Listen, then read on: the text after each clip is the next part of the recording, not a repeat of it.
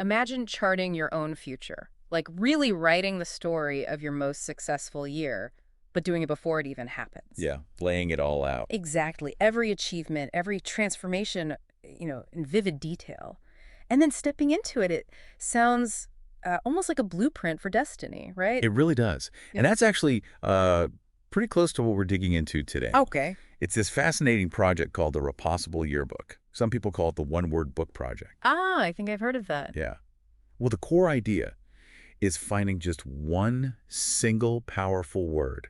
That word becomes your mantra, your kind of guiding star for the whole year ahead. One word. Interesting.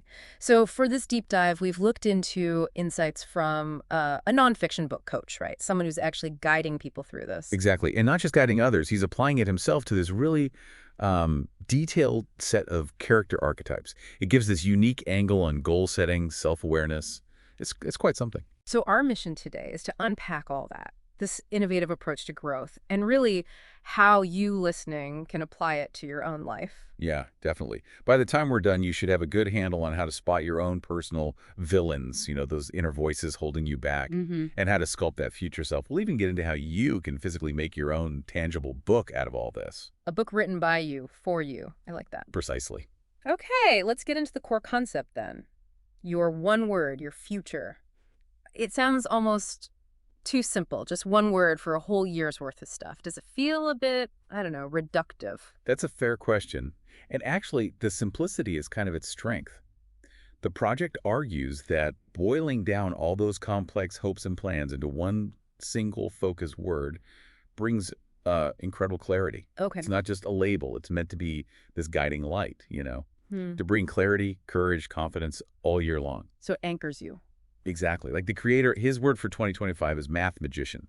Kind of cool blend, right? Mathematician Oh, and magician. yeah. And for 2024, his word was just focus. Yeah.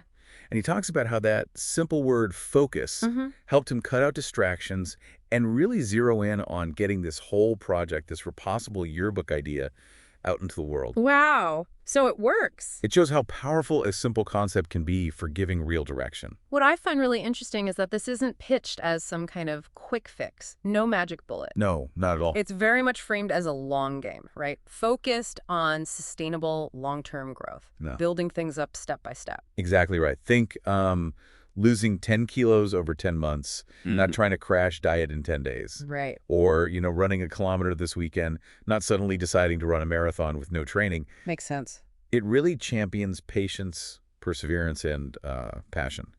Seeing those as the keys to genuine long-term happiness, getting away from chasing those quick, fleeting highs. So it's about that steady, consistent progress towards becoming who you want to be. That's the idea. Yeah. Okay, so if we're aiming for this long-term growth, how do we even start? How do we figure out our internal landscape to pick that guiding word? I know the project uses this system of villains, heroes, and guides. Yes, it's a really vivid framework. And these aren't like external forces, right? They're parts of ourselves. That's the key insight. It uses 9 villains, 9 heroes, and 9 guides. And they're all metaphors for our own internal dynamics. The brilliant part isn't about, killing your villains or getting rid of them. Oh, okay. We all have bits of villains, heroes, and guides in us. The whole point is just recognizing them, understanding them. Right, the villains. I love the term quiet assassins. Me too. It really captures how they work, doesn't it? Oh. So subtle, you might not even notice they're derailing you. Exactly, they creep in.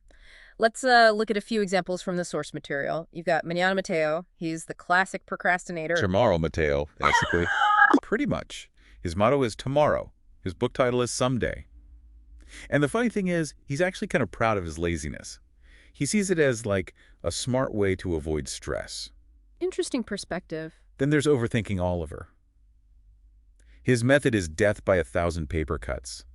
He just paralyzes you with analysis, always needs more information before doing anything. Oh, I know that feeling. Yeah.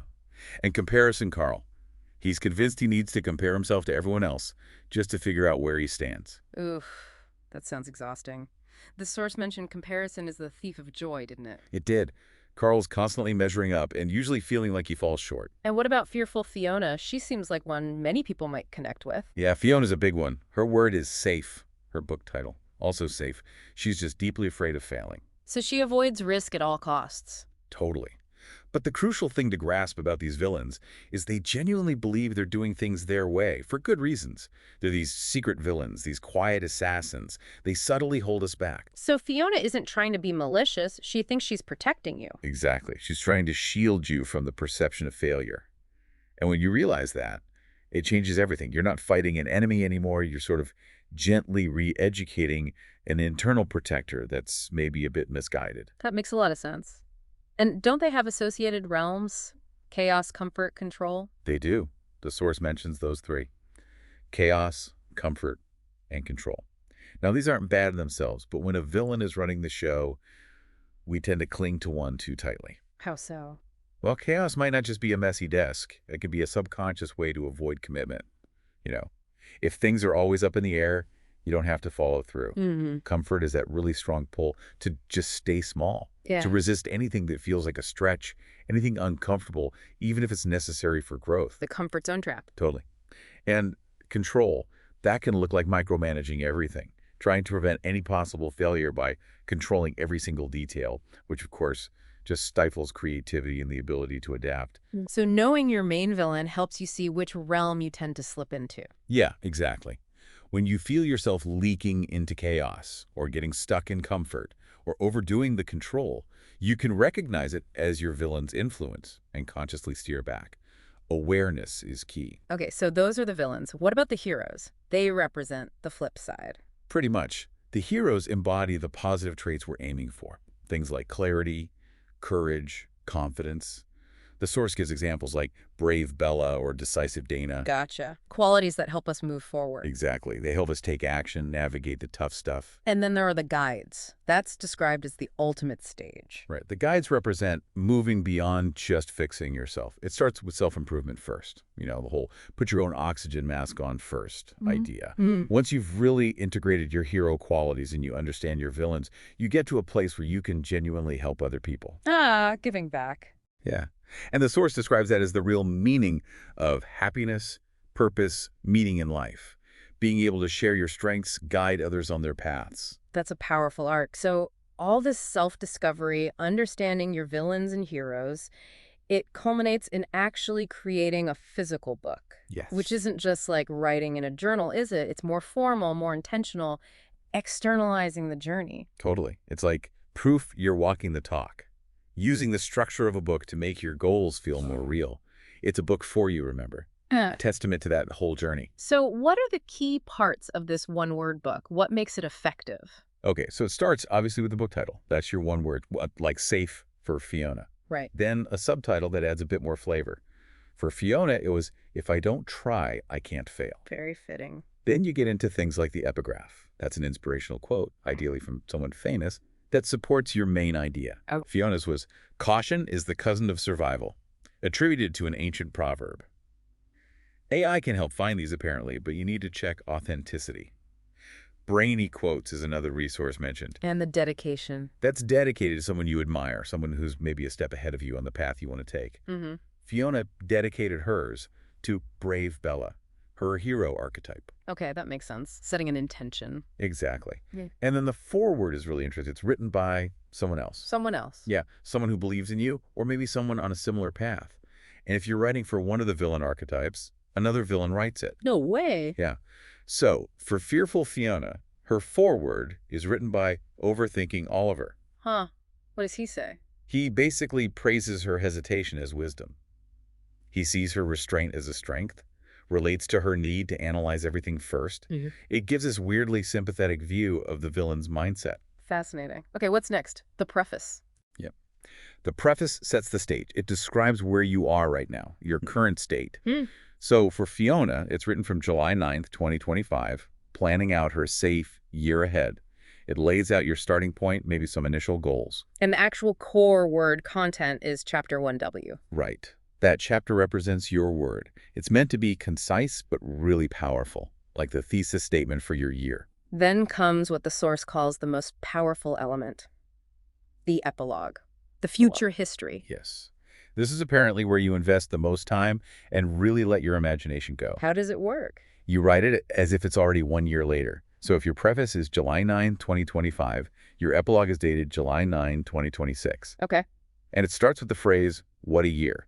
Then you just describe everything you achieved, all the transformations, from that future viewpoint. Like you're looking back. Exactly. Mm. And the key is extreme detail. Make it sensory, make it tangible. The example given was a White House with a blue roof on the island of Santorini in Greece with a view of the ocean. Wow, specific. The idea is, by vividly imagining it, by writing it down with that level of detail, you're essentially priming your brain. Mm. You're creating those neural pathways, making it feel real and achievable before you start. So it's a psychological tool. Definitely. Goals should be achievable, but stretch you. And ideally measurable, like losing 5 kilos in 5 months, something concrete. Okay, that's powerful. After envisioning the future, you write acknowledgments. Yeah, from your future self again. Yeah. Thanking the people who helped you get there, family, friends. Mm. And interestingly, even the quote-unquote bad guys or the villains. Really? You thank the villain? Yeah, acknowledging that maybe their challenges spurred you on or taught you something. Fiona thanks fellow villains Patty, Irene, and Oliver, but also her hero, brave Bella. It shows an understanding that growth comes from all sorts of experiences. That's quite profound. And that about the author section. Also from the future. You got it. A bio written by your future, transformed self. It highlights the growth. Fiona's describes her as a master of risk assessment, worst-case scenario planning, and graceful avoidance. Huh. So she's still Fiona, but maybe more effective. Exactly. It shows progress, but respects the core nature. The source does note that villains might not achieve huge, world-changing dreams, but they can find contentment in their own way, even if it seems stuck to others. It depends on their choice. Okay. Now, also by the author section, that sounds like fun, but also maybe a bit daunting. Listing books you will write. It's brilliant, isn't it? It's like planting flags in your future. You list titles and subtitles of other books you plan to write or work on in the coming year. Wow. They can play to your strengths or the growth you want.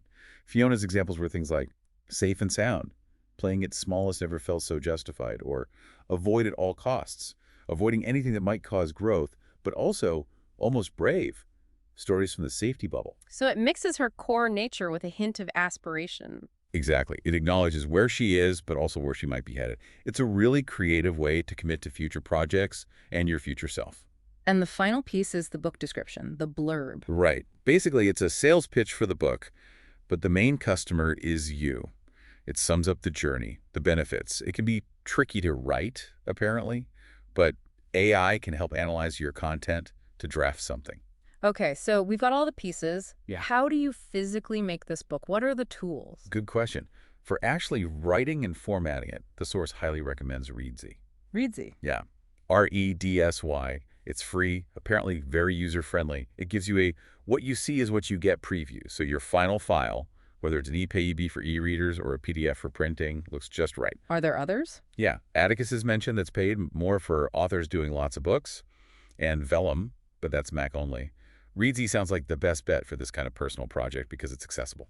Gotcha. And the cover. That's Right. pretty important for making it feel real. Totally. For cover design, Canva is the recommendation. Super user-friendly, lots of templates, makes it easy to create something that looks good, even if you're not a designer. Okay. And then the main event, printing it, getting that physical copy. Right. For that, Lulu is suggested. It's a print-on-demand service, perfect for just printing one or a few copies. Lulu. There's a note that you might need a minimum number of pages, maybe around 104, to get a proper spine on the printed book. You can pad it out maybe with weekly inspirational quotes related to your word. Ah, good tip. And the source suggests getting a hardcover. Apparently, the cost difference isn't huge, and it makes it feel more special, more permanent, like a real yearbook. Nice touch. What if you want to share it digitally, say, with a coach or a close friend? For ebook delivery, BookFunnel is mentioned. It's a paid service, but it makes it really easy to send the ebook file, so it works on any device, Kindle, Nook, Apple Books, whatever. Makes sharing simple. The source also said a free alternative would be shared in the course materials. Okay. And AI, you mentioned it helps with epigraphs, blurbs. How else does it fit in? We need to be careful it doesn't just write the whole thing for us, right? Absolutely critical point. Yeah. The creator uses his own custom AI called Charlie Holiday, built on ChatGPT. Mhm. He uses it for things like analyzing his ideas, maybe helping organize thoughts if he has a bazillion of them, Okay. and for drafting those supporting bits, dedications, book descriptions, the also buy list. But, and this is crucial, the advice is very clear. You must write the core content. The preface and the epilogue. Exactly. Your personal reflections, your future history that has to come from you. The AI is a tool and assistant, not the author. This is your project, your journey. Its power comes from your own thinking and feeling. That makes perfect sense. So let's pull back a bit. Why does this whole process matter? For you listening, why go through all this effort of villains and heroes and writing a book? What's the deeper payoff? Well, beyond just having a cool, personalized book, it's a really potent psychological exercise. It's about deep self-reflection and then actively casting your future. That one-word mantra, the process of choosing it, brings immense clarity. You have to really figure out what you want. Then writing that future history, the epilogue, that builds courage. You're defining bold goals, making them concrete, even if they're attainable ones. And seeing yourself achieve them builds confidence. Exactly. You visualize your success in detail. You literally see yourself crossing those finish lines in your mind's eye. It starts rewiring your beliefs about what's possible. It shifts your internal narrative before you even start the hard work. So it's really designed to help you break through those mental blocks, the fearful Fionas, the overthinking Olivers we all have. Precisely. It helps you identify them, understand them, and then consciously choose a different path. Become the person you want to be. The project's tagline sums it up perfectly. Who will you be next? I like that. Who will you be next? It's about authoring your own evolution. That's a great way to put it. And the book itself, it becomes your personal guide, right? Following that oxygen mask idea, it's primarily for you. Absolutely. It's for you to read, to revisit. It's your personal success story written in advance. Yeah. Your anchor, your North Star for the year. Mm-hmm. And the hope is that you make it an annual thing, a yearly practice, cultivating this habit of intentional growth, consistent self-improvement. Once you know how to put a book like this together, you can keep doing it. Keep authoring your future year after year. It builds a real skill of self-authorship. Wow. Okay, so we've really journeyed through this whole one-word book idea, Yeah. uncovered those inner villains and heroes, looked at the nuts and bolts of actually creating this physical manifestation of your goals. Yeah, it's quite a process. It feels like much more than just theory. It's a very actionable framework, isn't it? Something you listening could genuinely start thinking about today for next year, maybe. Yeah. Getting that clarity, that intentionality. Definitely. It's about taking control of your own story, becoming the author. So here's something to think about. If you could actually write the story of your most successful year ahead, right now, with all those specific sensory details, how might just the act of creating that story, of that self-authorship, change how you act today? What little shifts might you start making now to make sure that future you just wrote about actually happens?